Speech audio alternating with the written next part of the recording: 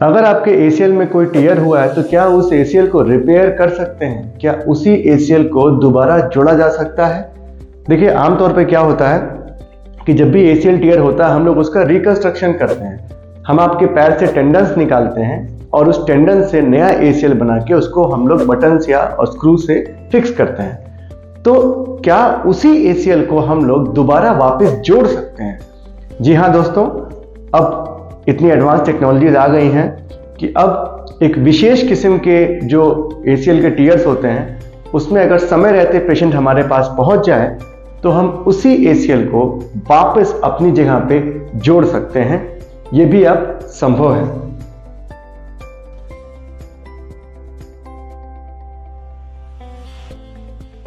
नमस्कार दोस्तों, मैं हूं डॉक्टर नीरज श्रीवास्तव। मैं आर्थ्रोस्कोपी और स्पोर्ट्स इंजरी सर्जन हूं, स्कोपी क्लिनिक वाराणसी का डायरेक्टर हूं।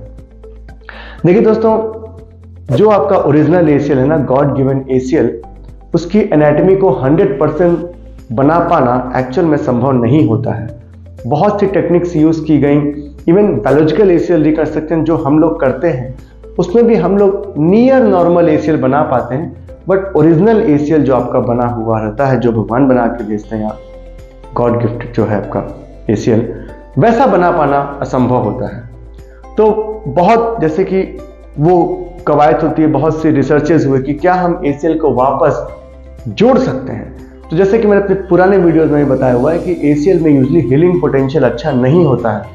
अगर आपका ACL फट गया तो उसको जोड़ पाना, सिलाई कर पाना बहुत मुश्किल होता है। मतलब उसके फेल्योर रेट्स हैं ऑलमोस्ट 100% के। अगर आपने ACL टूट गया उसको जोड़ेंगे तो फेल्योर रेट्स हैं उसके, वो जुड़ेगा नहीं और फिर दोबारा आपको एक और सर्जरी करके रिकंस्ट्रक्शन ही करना पड़ेगा। बट विशेष तरीके के ACL में अब संभव है कि उसको वापस भी अपनी जगह पर ले जाकर के जोड़ सकते हैं। तो कौन सा वो विशेष किस्म का ACL टीयर है जिसमें कि उसका रिपेयर, उसकी सिलाई, उसको वापस अपनी जगह ले जाकर के जोड़ना संभव है, वो बताता हूं मैं आपको। देखिए दोस्तों, ये आपका नी का मॉडल है। तो पूरी एनाटॉमी तो मैंने पहले भी ACL की बता रखी है, आप पुराने वीडियोस में देख सकते हैं कि ACL क्या होता है। तो ये देखिए बीच बीच में आपके ये हमारा ACL है वो ऐसे गया हुआ है। तो ये टिबियल अटैचमेंट है जो नीचे की हड्डी का है, और ये फीमोरल अटैचमेंट है। तो अगर जो हमारा फीमोरल अटैचमेंट से टीयर हुआ है ACL का, सबसे कॉमन है, इसको फीमोरल एवल्जन बोलते हैं। तो फीमोरल एवल्जन, अगर ये फीमर जहां पे जुड़ता है फीमर में जाकर के ACL, अगर ये वहां से उखड़ गया, वहां पे आमतौर पे हड्डी का टुकड़ा लेकर नहीं उखड़ता। पुराने वीडियोस में हमने बताया हुआ है कि जो नीचे वाली हड्डी है टिबिया की, उससे जो हमारा पुराना वीडियो भी है, अगर ACL के साथ हड्डी टूट जाए तो कैसे ट्रीटमेंट करना, उसका लिंक भी हम डाल दे रहे हैं। अगर यहाँ से उखड़ता है तो उसको हम लोग हमेशा रिपेयर करते हैं, इसका भी हमने पूरा डिस्क्रिप्शन डाल रखा है, तो पूरा पुराना वीडियो है। बट जब ऊपर से उखड़ता है ACL तो ये हड्डी का टुकड़ा लेके नहीं उखड़ता आमतौर पर, केवल जहां से जुड़ा ACL वहीं से उखड़ जाता है। तो अगर आपको एक फ्रेश ACL टीयर है, ताजा, अगर बहुत पुराना हो गया ना तो उखड़ने के बाद भी धीरे धीरे क्या होगा कि वो अपने आप गल जाएगा, वो बचेगा नहीं।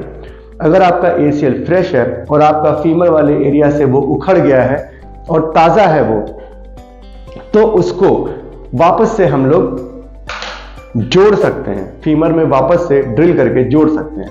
इसमें करते क्या है फिर हम लोग, सपोज करो कि आपका ACL का ये हिस्सा है जो कि टिबिया में जुड़ा है, और ये हिस्सा जो फीमर में जुड़ा होता है ये फ्री है, ये उखड़ गया है। यहाँ पे हम लोग धागे से, जो भी आपका फाइबर वायर्स होते हैं ना, उससे बाइट लेते हैं। 2-3 धागे से बाइट लिया, बढ़िया से इसको सिल लिया। ये सब दूरबीन ड्रिल से होता है। उसके बाद जहां पर आपका ये ACL जुड़ा हुआ था पहले, वहां पर हमने ड्रिल किया, जैसे कि ACL का ग्राफ्ट में ड्रिल करते हैं ना, वैसे ही ड्रिल किया। और जैसे ग्राफ्ट को ले जाकर वहां बटन से फिक्स करते हैं ना, वैसे ही उस ड्रिल में, उस होल में ये धागे को खींचा, तो जो आपका ओरिजिनल ACL था वो भी अभी ताजा टूटा हुआ है, तो छोटा नहीं हुआ है, गला नहीं है, वो उसमें छेद में घुसा और ऊपर हमने उसको बटन से बांध दिया।